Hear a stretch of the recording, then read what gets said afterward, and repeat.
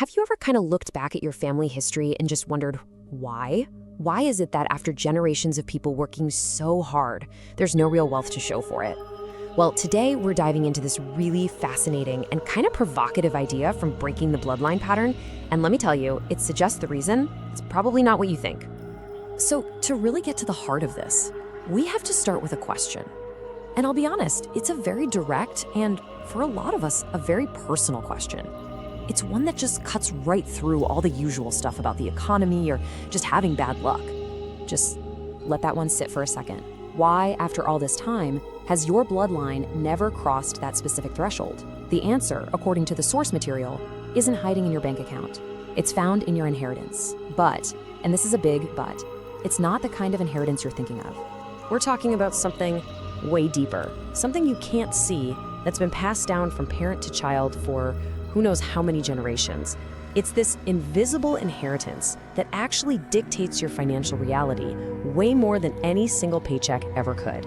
So this is the first big piece of the puzzle, the hidden pattern.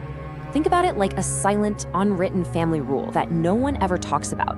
It's this subconscious agreement that says safety, predictability, and just surviving, that comes before everything. It's that little voice that whispers, hey, don't risk what you have for what you could have. And this pattern, it forges something even more powerful, the invisible identity. This is your fundamental sense of who you are when it comes to money. It's like an internal thermostat set by your ancestors that decides just how much success and wealth you subconsciously believe you're even allowed to achieve. You know, we usually think of wealth as something you go out and get. It's an opportunity you chase and seize. But this whole idea flips that completely on its head. It's suggesting that wealth is something you are, long before it's something you have. It's an identity. And that identity is inherited. Okay, so if this pattern is so powerful, how in the world does it actually work? How does it keep generation after generation kind of locked in the same financial loop? Well, it all comes down to something called the stability trap. On the screen here, you can see two totally different ways of operating. The stability mindset, that's what most of us are taught. Get a good, safe job, avoid debt, don't take any big risks. The main goal is survival, right? It's not losing what you've got. The expansion mindset, on the other hand, is playing a different game. It's looking for smart, calculated risks. It leverages resources for growth, and it sees a career not as a safe place to hide, but as a vehicle to create wealth. So here's the absolute crucial point. The stability mindset isn't wrong.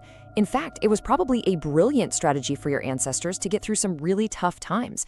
It kept the family safe. The problem is, in today's world, that exact same programming that guaranteed survival is now the very thing stopping you from thriving in building real generational wealth. It's become a trap. But here's where this all gets incredibly powerful. This knowledge isn't about feeling guilty or blaming anyone or feeling doomed by your history. It's actually about empowerment. Because once you can see the pattern, you finally gain the power to change it. So, how do you actually go about doing that? Well, according to the source, breaking this bloodline pattern happens in 2 stages. The first one is exposure, and honestly, that's exactly what we're doing right now. We're dragging these invisible patterns out into the daylight. The second step is to create a new blueprint, a detailed, conscious plan to build a new financial identity from the ground up. This right here might be the most important thing we talk about today. Just by understanding these ideas, the hidden pattern, the invisible identity, you have already taken the most critical step. You've made the invisible visible, and you simply cannot change a pattern that you cannot see. So we'll end with this. You're now standing at a crossroads. You've inherited one pattern, sure, but you are not bound by it.